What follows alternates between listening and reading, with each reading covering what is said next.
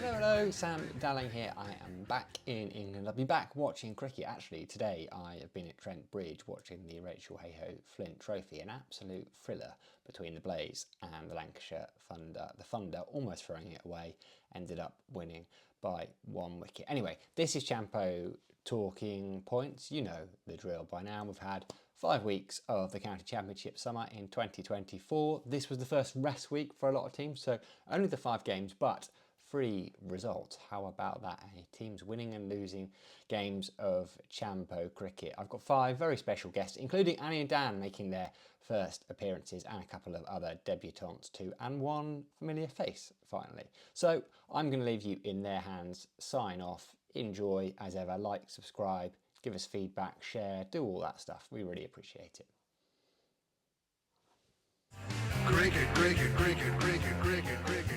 I'm recording this minutes after Somerset have just beaten Essex. It was absolutely exhausting. It was thrilling. It's been as tense as anything. And Somerset and Essex both played really well. A really, really even game that was just so topsy-turvy. It could have gone either way. But Somerset have recorded their first win of the season, and over Essex, who have already had 2 wins. Really, really fantastic bowling display by Cook and by Porter. They were unlucky to be on the losing side, but equally there's been some great performances by Somerset. I can't pick out too many because it was a real team effort. But what I will say is there's been a lot of talk about the pitch, but to be honest, on Wednesday night it was torrential rain. I'm surprised any cricket at all has been played. The ground staff should be applauded for getting a game on, whatever. So yeah, it didn't flatten out like the Nottingham game, but it has played erratically. It's been a tricky pitch to bat on, but it has definitely been an entertaining game. Hey, Kevin Hand here off the back of the match at Lords, where Pete Hanscom returned to Middlesex and hit a century, which was quite the performance from the man who was captain in the CXs just a couple of years ago. A rain-affected game, rain all day on the first day, rain all day on the last day as well, sadly. So not much fun, and we were all out of there pretty quickly, or as soon as we could be on the final day anyway. Centuries as well for Lewis Deploy and for Sam Robson. But for Pete Hanscom, he was the story against his former county. He really held them up. 300 they put on in the first innings, but all of that was down to Hanscom, really, his century. Keeping Middlesex at bay, they put down 5 catches in that first innings. The most costly was probably Hanscom, but it was also the most difficult one. It was a hit back to Roland Jones, a caught and bowled. But Hanscom, he looked well set from the very beginning. As he always did for Middlesex. He was brought in to stabilise the dressing room, be a good influence on the county overall, and just try and help a transition couple of years for the club. He certainly did that.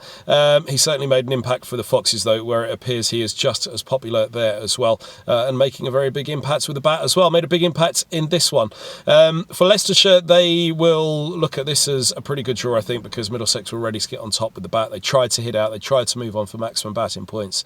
But if there had been a full 4 days, then I think the hosts would have been pretty happy with the position that they got into. But who knows, Hanscom could have come back at them in that 3rd innings as well. He's going to have a great season ahead. Leicestershire will pick up on the back of this one with 2 home matches now, where they'll hope to rack up the runs as well.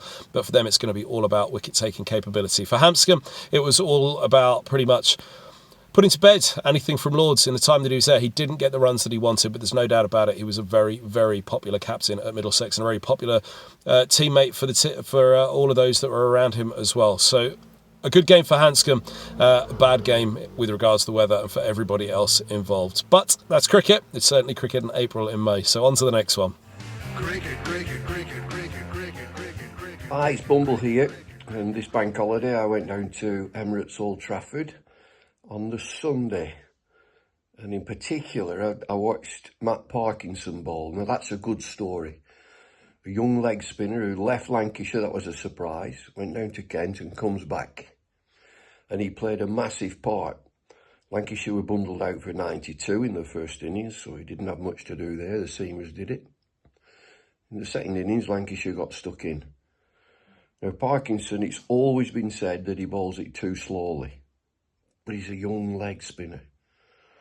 I can tell you that finger spin, ask Nathan Lyon, at Old Trafford, is not the easiest. You don't get the best reward, but wrist spin,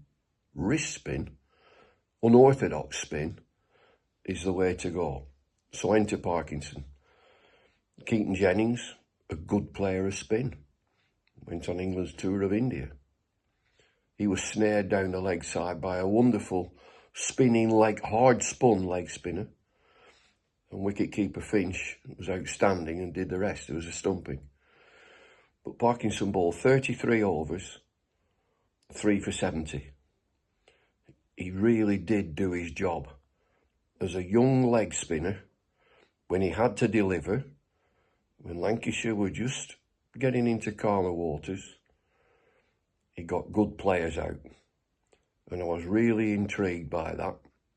And a word for his captain as well, Daniel Bell-Drummond. He handled him fabulously, really, really well. It's not the easiest thing to do, to handle a leg spinner. So, you know, I picked that out. I think it's a good story that young Lancastrian who left and has come back and he's done his job. Cricket. What else do you pay the overseas players for than the type of performances that Cheteshwar Pujara and Jayden Seales have put in for Sussex over the past 3 days against Derbyshire? A 9th first-class century for Sussex for Pujara, 64th in total, and the first 5-wicket haul for the club for Jayden Seales. Just his 3rd in his career. He's so young, he's so exciting, and we're all going to be finding out a lot more about him over the coming months. He was meant to join Sussex last year, but an injury ruled him out of that season. He's come back this year. He's got another month at the club before we'll all be watching him play for West Indies against England. He made his Test debut for the West Indies at just 19 years old against South Africa. He's played 10 Test matches, averages in the mid-20s. He's an incredibly exciting talent and will be one of a well-rounded, very exciting West Indian seam attack that England will be taking on. But from a Sussex point of view, it was all about getting to the top of the charts. Seales himself is the leading wicket taker in Division 2 at the moment with 18 wickets at the time of recording, whilst Sussex, with their 2nd win of the season, went to the top of the table. That means they're just alongside Surrey and Essex as the only teams in the country to have 2 wins this season, which has seen so much rain, so much potential for draws. But as it happens, good old Sussex by the Sea will be very happy indeed. Cricket. Hi, Dan Whiting here. I want to talk about Sam Robson because he just does the business year in, year out. He's missed a few games start of this season. He's had an injury problem. He's 35 in July, but he still just does the business year in, year out. He got 166 in the game down the road here, back in North London, against Leicestershire, and he gets into big partnerships. He put on a big one with Lewis Deploy. I think they put on 250, 300. He's got a record opening stand with Mark Stoneman down at Sussex last year, 2 years ago, where I think they put on 376. So when Sam Robson gets in, he's a very, very difficult man to get out. And I think he's been a little bit unlucky not to play for England a few more times than he has. Cricket.